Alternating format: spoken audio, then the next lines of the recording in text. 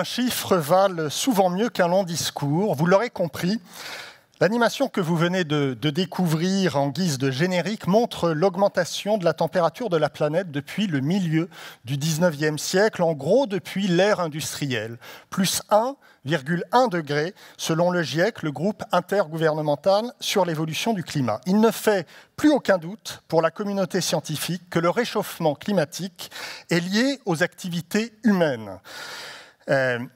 Les climatologues du monde entier ont prouvé déjà depuis un certain temps que les gaz à effet de serre que nous rejetons dans l'atmosphère agissent comme une couverture autour de la Terre et retiennent la chaleur du Soleil. Au train où vont les choses, toujours selon le GIEC, la hausse de la température sera de 3 degrés d'ici 2100. 3 degrés d'ici 2100. Certains scientifiques disent même que ce seuil sera dépassé avant cette date. Les accords de Paris de 2015, signés lors de la COP21, appelaient à limiter le réchauffement planétaire à moins de 2 degrés au-dessus du niveau pré-industriel et dans l'idéal même 1,5 degré. Au-delà, les scientifiques nous disent que le dérèglement climatique sera irréversible. Alors que doit-on faire pour ne pas dépasser cette limite de 2 degrés en 2100 ? Pour y parvenir, les émissions planétaires de CO2 doivent baisser de 5% par an. Elles doivent baisser de 5% par an. Ce n'est pas un mince effort, évidemment, et on en est aujourd'hui très loin. D'autant plus loin que l'été qu'on vient de passer est venu nous donner un petit avant-goût de ce qui nous attend si nous ne faisons pas les efforts collectifs nécessaires. Des forêts françaises dévorées par les flammes, même en Bretagne. Et oui, des fleuves comme la Loire réduits par endroits à un mince filet d'eau. Partout une herbe jaunie, un sol craquelé sur la quasi-totalité du pays. Et en montagne, des glaciers qui reculent à vue d'œil, ou qui s'écroule subitement. À beaucoup d'égards, cet été 2022 a pris des airs de film catastrophe en illustrant encore un peu plus les changements et les dérèglements du climat. Je parlais d'efforts collectifs, le moment n'a sans doute jamais été aussi bien choisi pour s'interroger sur ce que peut faire l'industrie du voyage d'affaires face au réchauffement climatique. Quelle part de cet effort collectif peut-elle prendre ? À l'heure où l'on parle de la fin de l'abondance, où le mot sobriété est le mot de la rentrée 2022, nous allons essayer de voir à travers 5 séquences, 5 temps forts, ce que cela peut signifier pour les entreprises, pour leurs voyageurs et pour leurs fournisseurs. Bonjour à tous, nous sommes ensemble jusqu'à 19h15 et je suis évidemment ravi, vraiment ravi d'être parmi vous pour présenter ces universités d'Air+, et encore plus ravi, avant d'entrer dans le vif du sujet, d'appeler à mes côtés la directrice générale d'Air+ en France. Je vous demande d'accueillir Julie Troussicot.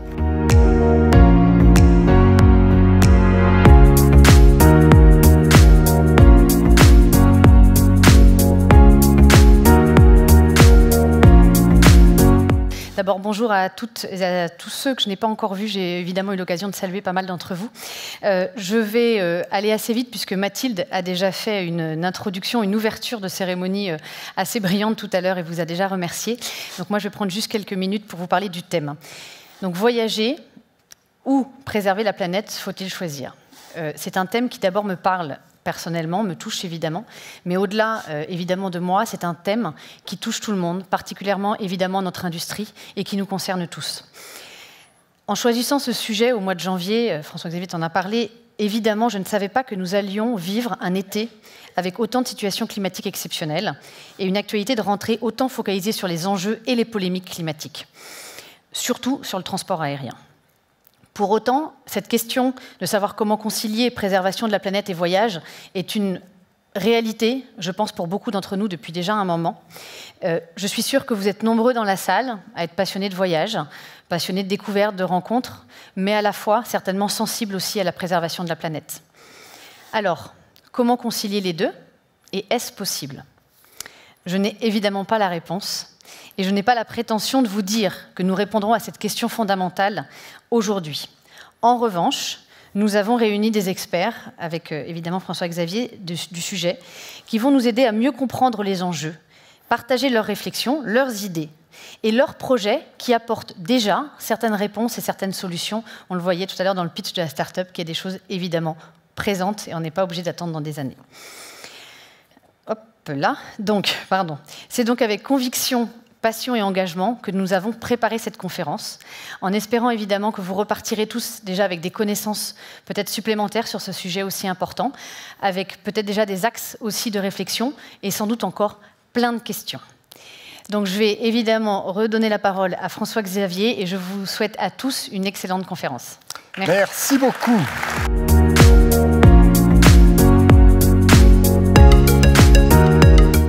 Alors je parlais de cet été 2022 qui pourrait agir un peu comme un détonateur, mais force est de constater que face au réchauffement climatique, la prise de conscience de tout un chacun n'est pas encore franchement à la hauteur des enjeux, et je m'y inclus évidemment, bien sûr. Comment expliquer cette passivité, sinon parfois ce déni même? Pourquoi les climatologues qui arpentent depuis des années les plateaux télé prêchent-ils dans le désert?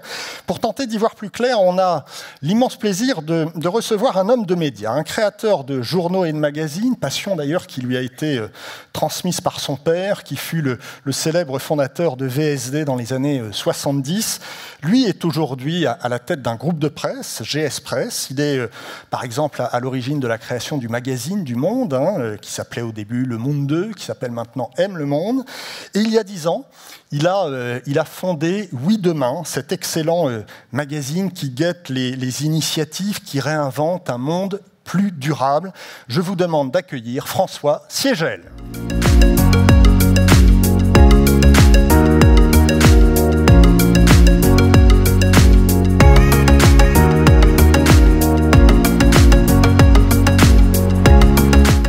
On va rester là 2 secondes, François, pour introduire notre entretien.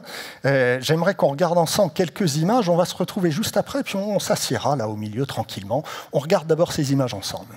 Alors François, on va s'asseoir et je vais vous demander évidemment de réagir par rapport à ce qu'on vient d'entendre. C'était il y a 20 ans. Il y a pile poil 20 ans, quasiment jour pour jour, Jacques Chirac, alors président de la République, prononçait ce discours. On ne va pas se mentir, Jacques Chirac n'a jamais été un grand écologiste, mais force est de reconnaître que ce jour-là, en tout cas, il avait trouvé les bons mots, ou plutôt celui qui avait écrit son discours avait trouvé les bons mots.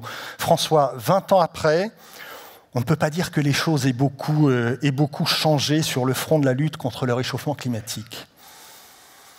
D'abord, c'est vrai qu'il n'y a pas un bonjour, ravi d'être avec vous. Il n'y a pas une phrase à retirer, il n'y a pas un mot à retirer du discours de Jacques Chirac. Alors c'est vrai qu'après, on n'a pas forcément suivi, je dirais, avec la vigueur voulue. On ne peut pas dire ça non plus. On ne peut pas dire qu'on ait quand même perdu 20 ans. C'est vrai que les choses avancent pas assez vite, au gré de certains, peut-être trop vite d'ailleurs. Au gré de certains autres, mais l'ampleur quand même du phénomène est là, quoi. On est face à une révolution de société absolument totale, comme nous n'en avons pas connu depuis quelques siècles. Je veux dire, voilà, c'est une révolution qui touche tous les paramètres de la vie. Je dirais le transport, bien sûr, la santé, l'alimentation, l'habillement. Je veux dire, tout est remis en question. Il faut à chaque fois réinventer quelque chose. C'est vrai qu'avec nos habitudes, je dirais bien issues des 30 Glorieuses, je dirais de la croissance. D'ailleurs, croissance qui en France, quand même, depuis pas mal d'années, n'est plus si brillante que ça quand même. Donc petit à petit. Bon, j'anticipe un peu sur une question future. Bon, c'est vrai qu'on a beaucoup de mal à changer, puisqu'on a été habitué à ce paramètre-là. Et moi, je peux tout à fait comprendre à quel point ce soit douloureux. Mais encore une fois, je le dis, on a un changement de société. Alors c'est vrai que tous les jours, globalement, on s'aperçoit que les pieds dans l'eau, ça commence à être nous maintenant. Chez nous, ça brûle. Chez nous, il n'y a plus d'eau.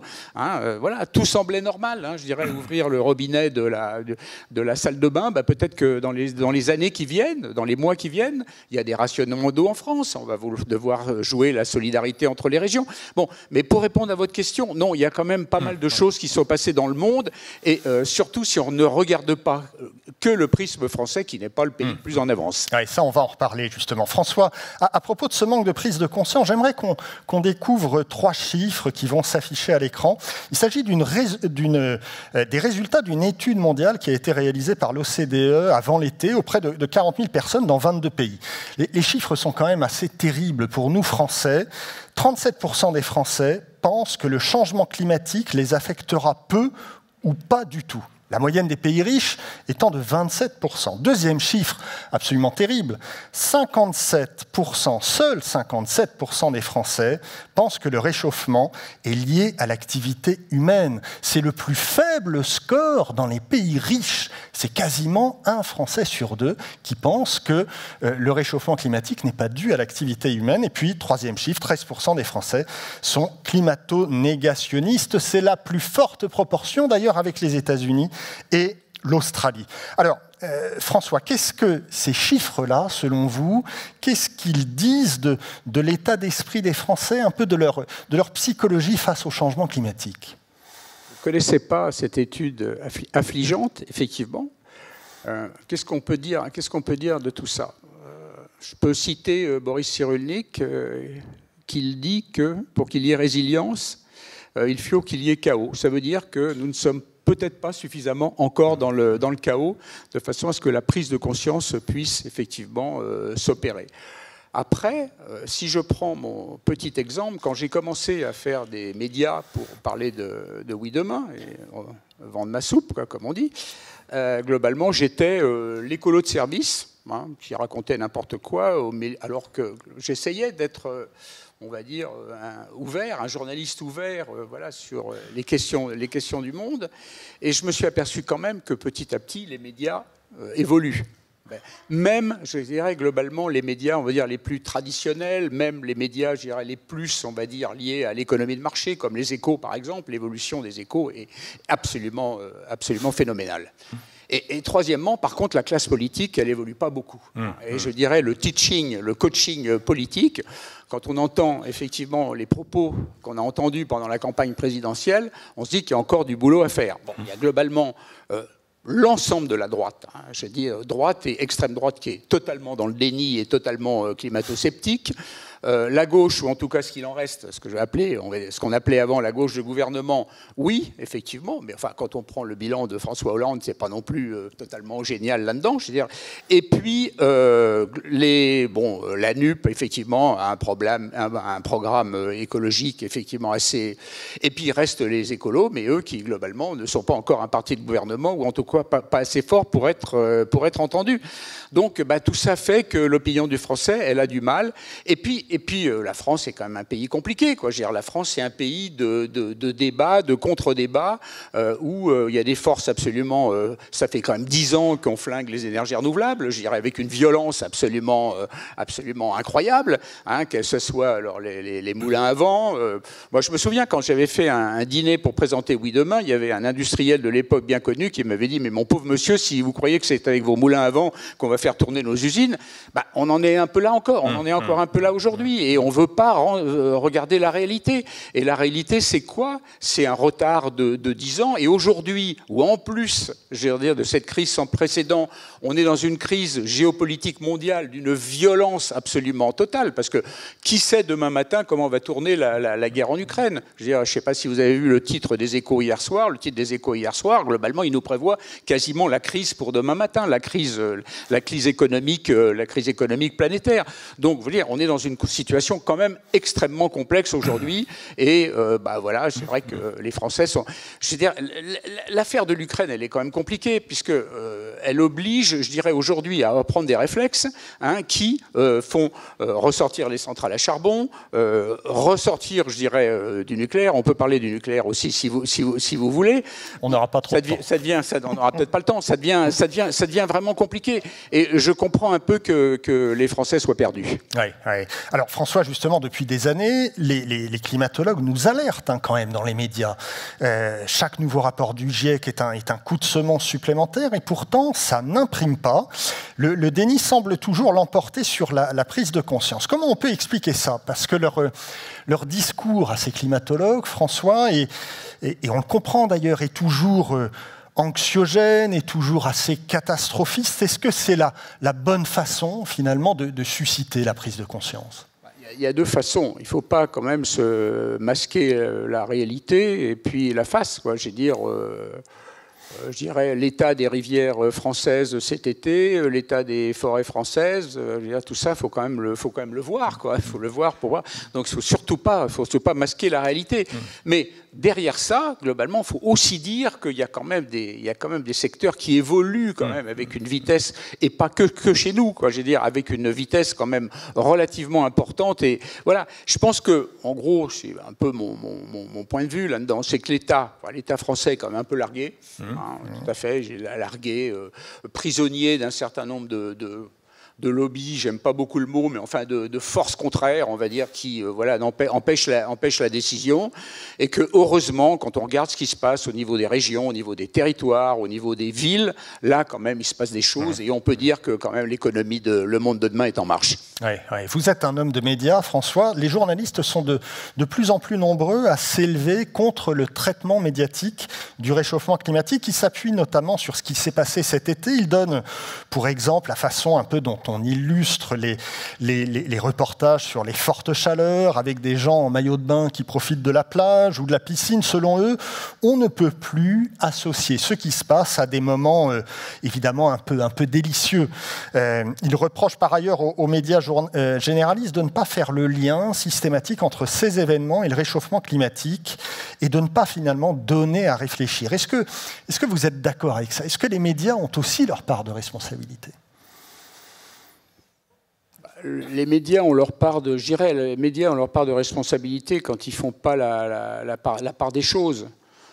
Je dirais, on a essayé, je reviens sur les énergies renouvelables, on a installé le déni laissé installer le déni pendant de nombreuses années en France. Je pense que là-dessus, les médias ont une part de responsabilité pour ne pas avoir suffisamment ouvert les yeux sur ce qui se passait à l'extérieur.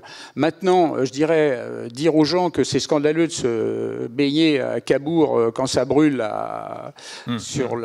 quand ça brûle à Arcachon, oui, non. Par contre, ce qui me semble extrêmement intéressant, je dirais aujourd'hui, quand on part en vacances en été, c'est de se dire, oui, c'est plus comme avant. J'y vais pas j'y vais pas en sifflant les doigts dans le nez. On sait que je peux avoir. Qui est-ce qui dit qu'il va pas y avoir un épisode Cévenol dans les semaines qui viennent, avec le réchauffement de la Méditerranée qui est sans précédent, des régions qui vont être dévastées comme ça s'est déjà passé. On sait que si on va quelque part, ça risque de brûler. On risque d'avoir. Voilà, il faut être conscient de ça.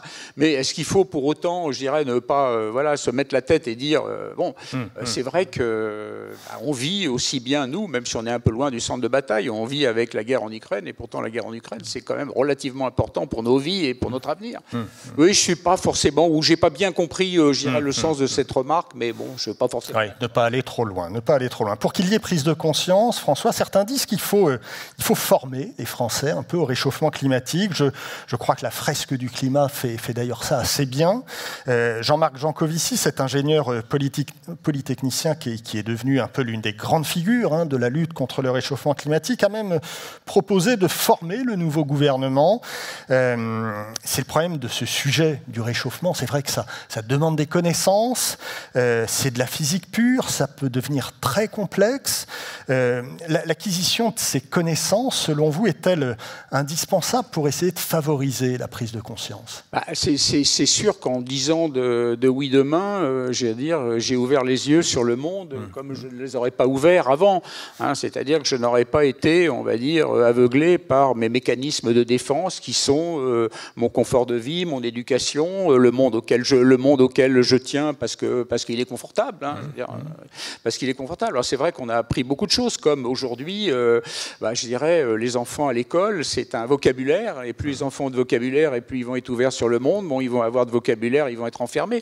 Et c'est vrai que si je reviens sur la classe politique, et si je reviens sur les bêtises qu'on a entendues pendant la campagne présidentielle, c'est vrai qu'il y a de quoi s'inquiéter qu'un bon petit coaching ne ferait pas de mal, d'ailleurs. Ça très très bien. Hein, Merci. Maintenant, c'est vrai que Jean Covici, qui a fait un carton absolu avec son bouquin Le monde sans fin, c'est très intéressant le monde sans fin, parce que autant je suis pas d'accord avec lui, parce que je pense que si on a un retard aussi considérable sur le renouvelable, on lui doit en grande partie, mais sur l'explication de ce monde dont la finalité est de produire pour consommer, ça c'est vrai que manifestement il y a une partie quand même, la grande partie de la réponse qui est là. Voilà.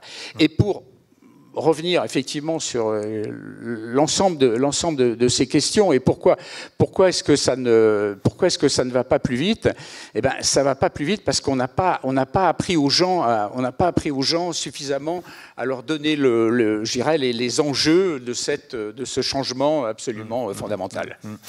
Vous faisiez allusion au Monde sans fin, c'est en effet une BD, hein, c'est une bande dessinée qui est absolument remarquable et franchement ceux qui ne l'ont pas encore lu, je conseille.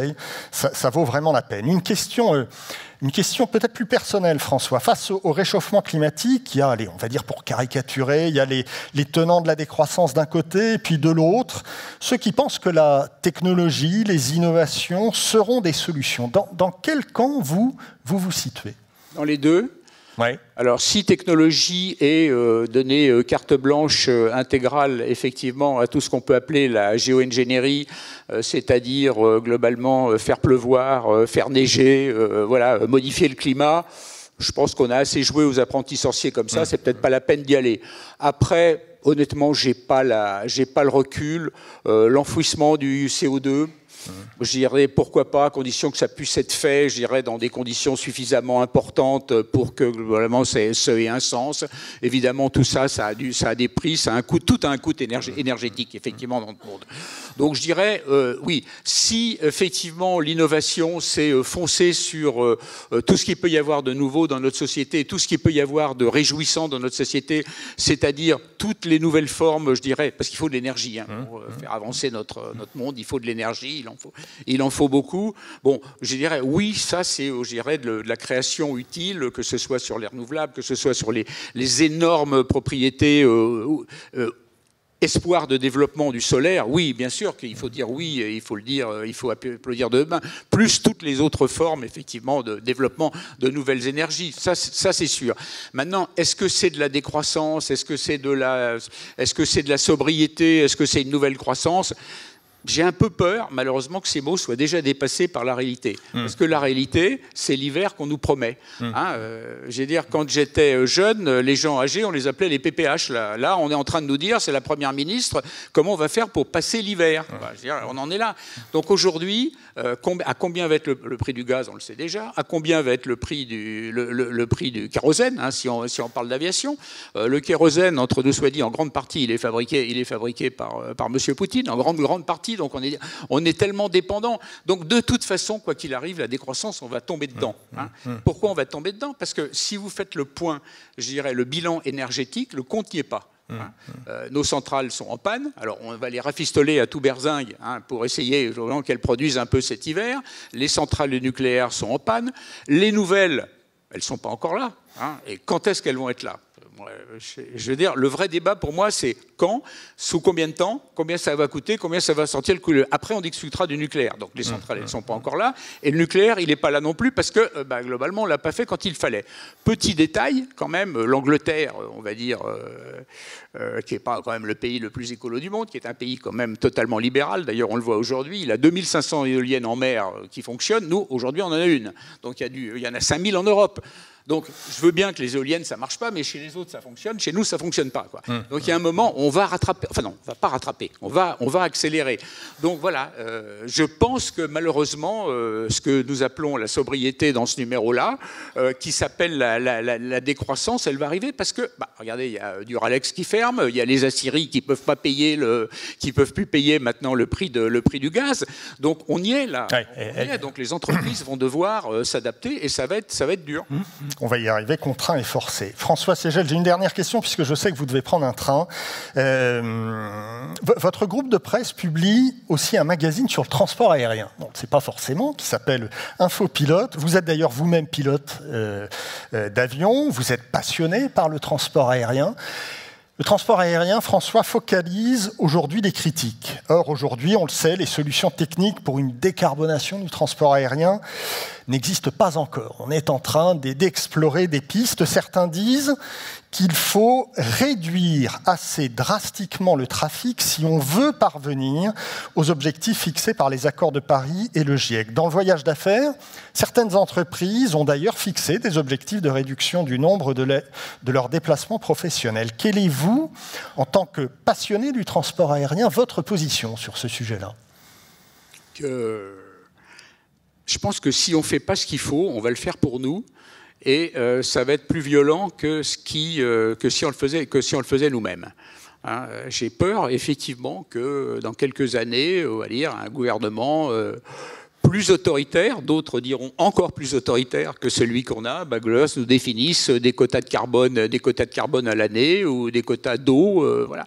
Donc j'ai très très peur de ça. Donc je pense que le transport aérien n'évitera pas effectivement une refondation. Et ce que vous disiez tout à l'heure, c'est vrai, les moyens alternatifs ne sont pas là.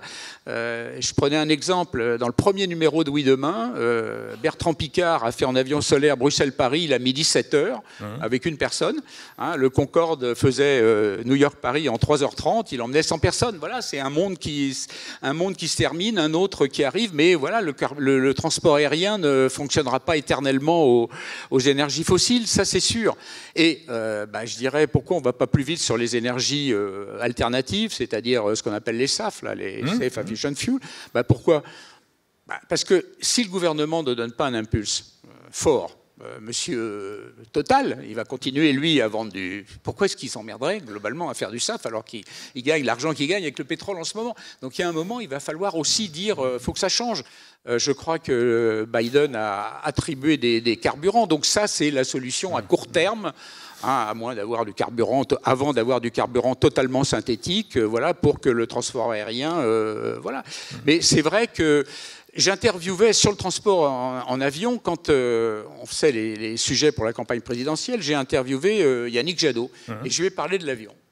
J'ai eu en face de moi quelqu'un de très gêné. Il m'a dit, oui, moi j'ai beaucoup de mal, j'ai tellement profité de l'avion, ça m'a tellement permis de voir le monde, ça m'a tellement permis de découvrir, d'apprendre, que j'ai beaucoup de mal à dire qu'il faut interdire. Voilà, j'ai beaucoup de mal. Et vous me posez la question, moi je suis dans cette situation-là. Le journal dont je m'occupe, qui est un journal qui s'appelle Infopilote, qui est un journal de pilote du dimanche, qui pilote par plaisir, on s'aperçoit aussi des menaces qui pèsent.